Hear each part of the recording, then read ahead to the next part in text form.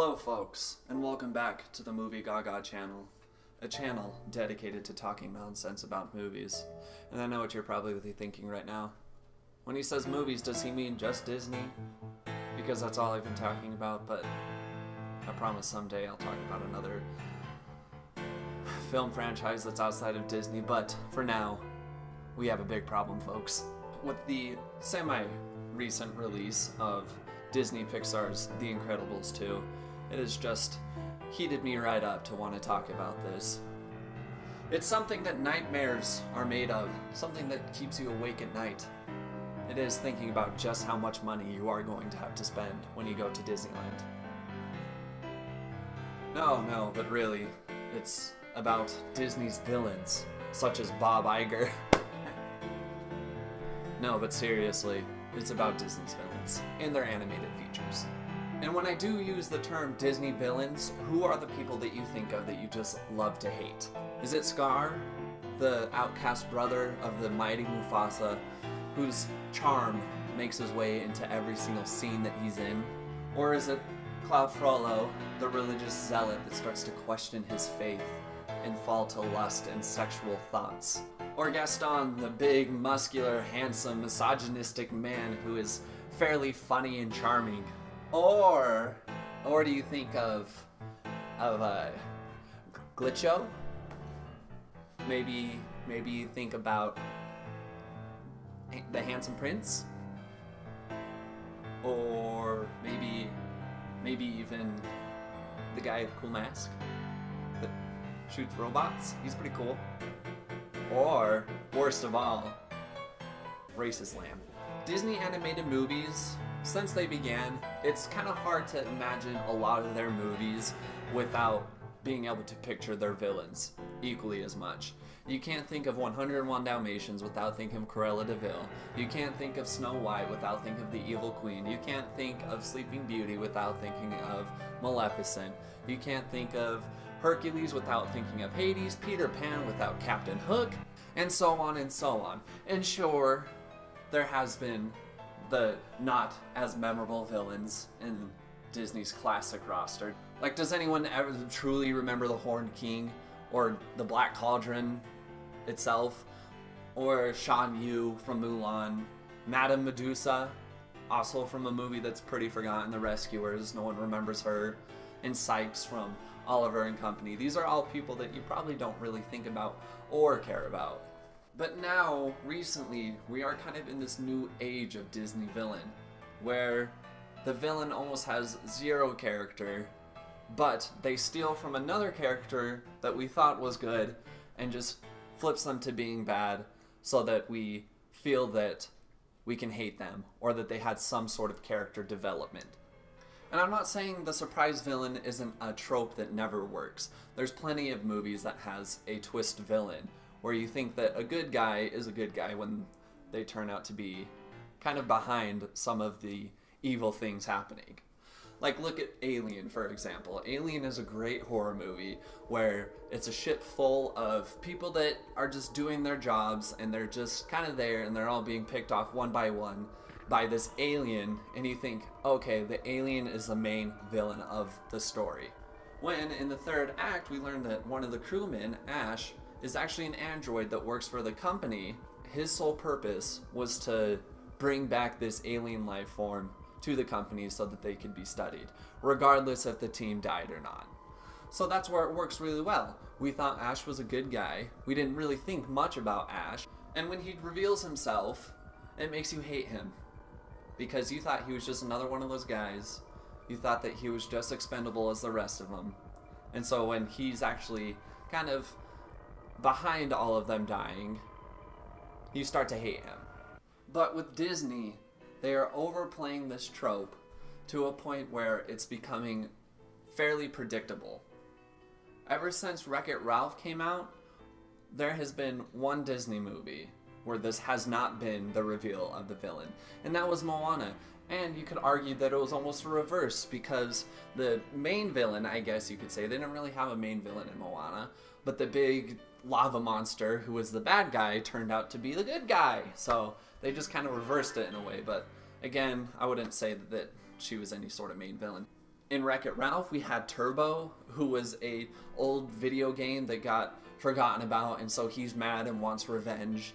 And then in Frozen, we have Prince Hans, who's he's supposed to be a prince, but he's 14th in line or whatever, so he's never going to be a prince, and so he wants revenge.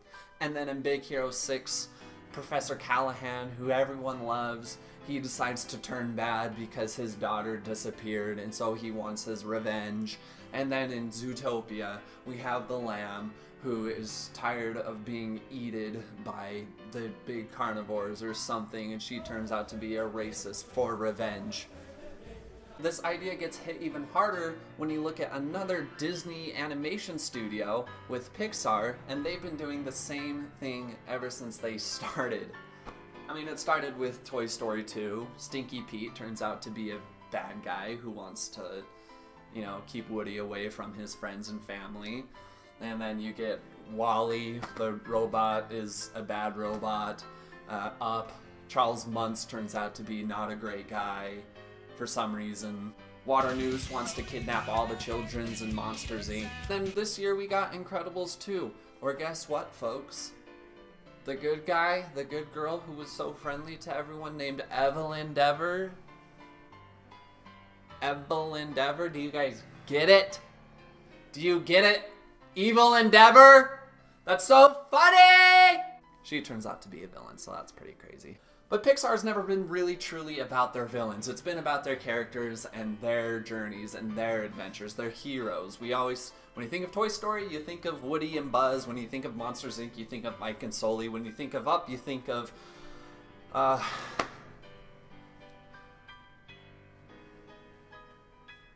when you think of Up, you think of Russell and Carl, and so on. You don't really, villains in Pixar, you're like, they're there just to kind of serve a purpose of needing some sort of antagonist, when really Pixar is more about the antagonist of within, yourself being your true antagonist.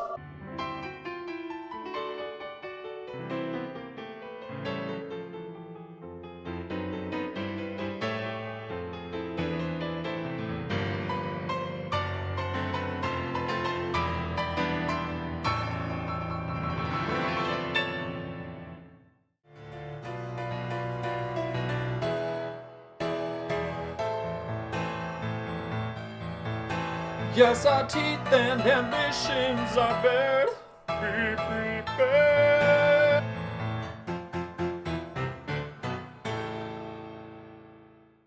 But Disney has never been afraid to have a villain that is charming and likable, and in some aspects more interesting than our hero.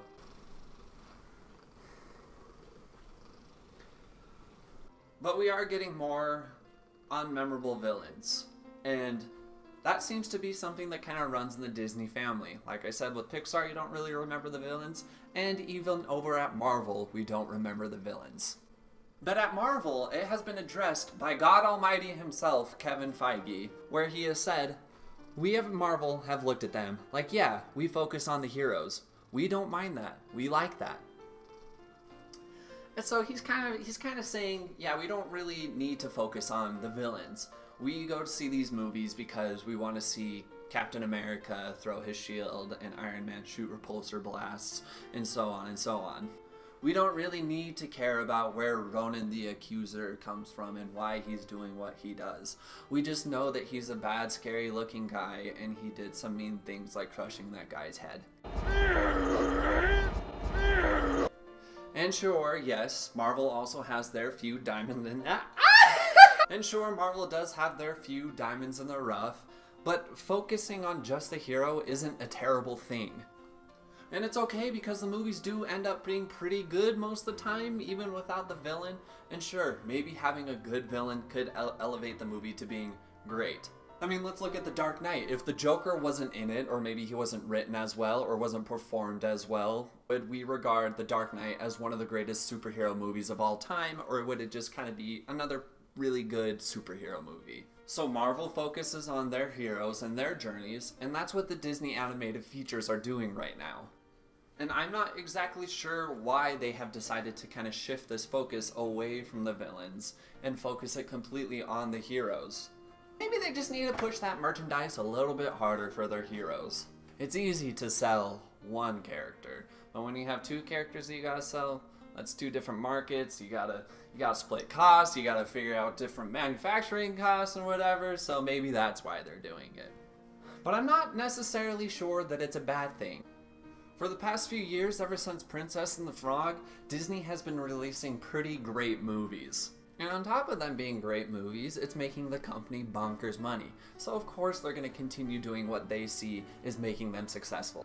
John Lasseter came in and took over Disney Animation Studios from being at Pixar, and they shifted all this brain trust around, and things started to change so that Disney was making as quality of films as Pixar, but now Pixar's not making as quality films as what Disney is.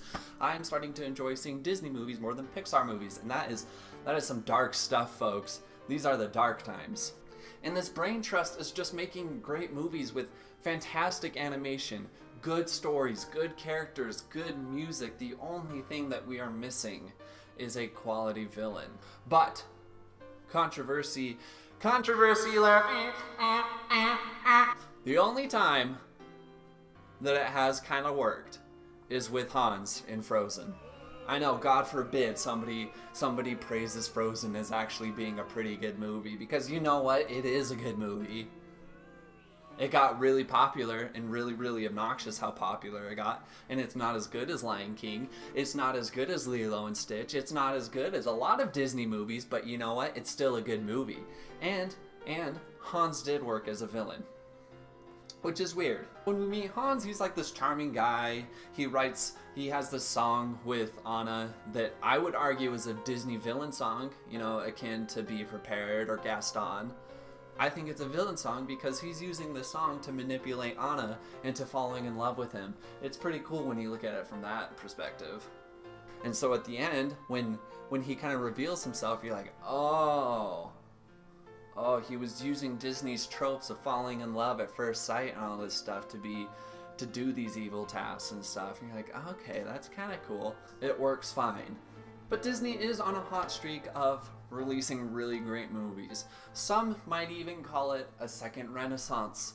Maybe some people would even want to compare these recent movies to the old Disney Renaissance from the 90s, and maybe they would make a video about it that you could probably watch if you like went into the sidebar, like click the link on the bottom of the screen or whatever, you know, maybe.